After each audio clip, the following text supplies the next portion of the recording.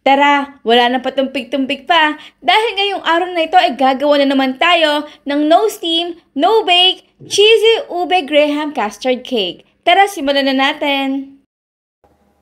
Ang kakailanganin natin dito ay 4 na pirasong medium to large size na egg yolks.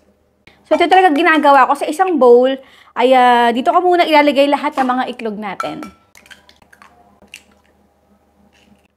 Ayan, sa ginagawa ko dito, syempre gamit ang marinis sa kamay, mas madali kasi akong magtanggal ng egg yolks sa ganitong paraan. Then, i-transfer natin ito sa ating kawaling gagamitin. So, ito guys, hindi na natin ito gagamitin ha. Pwede niyo pa itong paggamitan ng iba pang mga recipe, katulad ng mga scramble or simpleng ulam lang. Konting asin. Then, haluin lang muna natin ito hanggang sa mag-bubbles at mag-light ng color yung ating egg yolks. Next, maglalagay na ako dito ng 2 tablespoon ng cornstarch, 1 tablespoon ng ube powder. So, haluin lang muna natin ito hanggang sa mag-well blend. Half cup ng condensed milk or kung gusto nyo patamisan ay dagdagan nyo na lang. Again, haluin. Habang ito hinahalo ay paunti-unti ko ito tinalagay yung ating isa natang evaporated milk or 389 ml. Okay.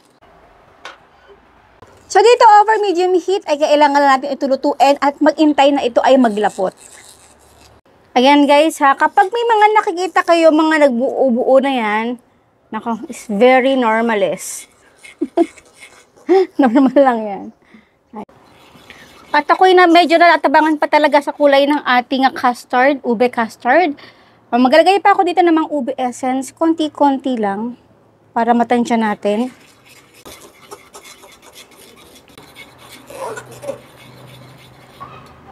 Ayan. So, papatirin natin ng apoy kapag ganito na yung consistency ng ating custard. Lalapot pa yan mamaya.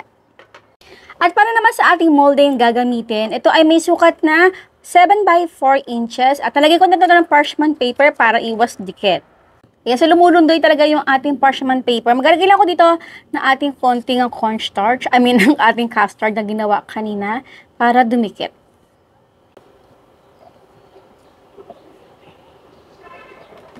Kakailangan din natin dito ng tubig. Konti na naman kasi dito natin na i-dip yung ating graham cracker. Pero few seconds lang.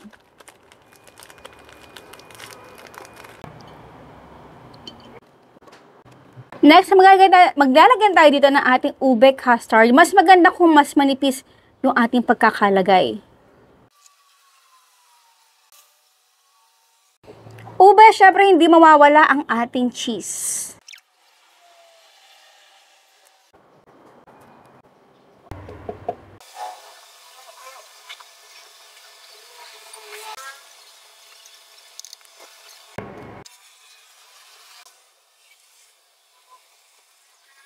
So, ito na yung natitira nating ube custard at ilalagay na natin ito lahat dito. Ito yung pinakamakapal sa pinaka-last natin. Bale, ito yung pinaka-toppings niya. So, para naman sa ating cheese, dadamihan ko rin.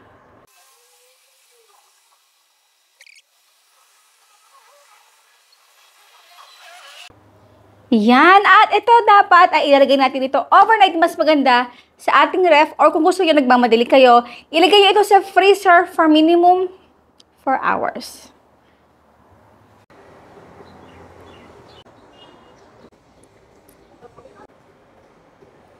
Ayan, di ba? Napakaganda. Syempre, bago tayo magtikiman portion, ang tanong ni Mama Shirley, ilang itlog egg yolks ang ginamit natin dito sa ating napakasarap na no bake, no cheese dessert? Ang inyong sagot syempre sa comment box section.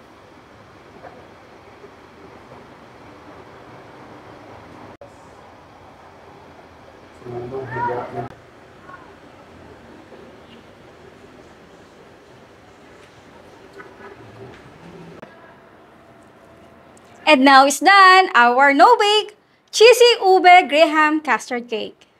No bake. Ay nako. Tara na guys, wala na pa tumpik-tumpik pat kain na ako. Nako, ginabi na ako. Tara po, ayan o, 'di ba? graham, ube cheese. Tara na po.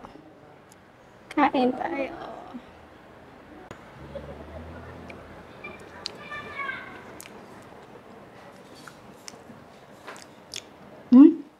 Grabe.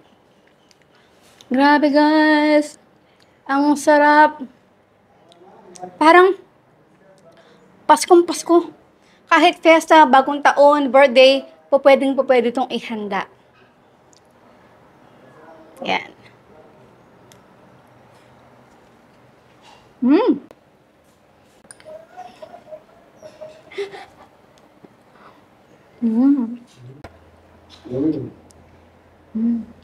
Unbelievable talaga yung lasa natin. No bacon, no cook, anything, pwedeng itong gawin sa bahay ninyo. So, ayan po guys, maraming po salamat sa inyo lahat.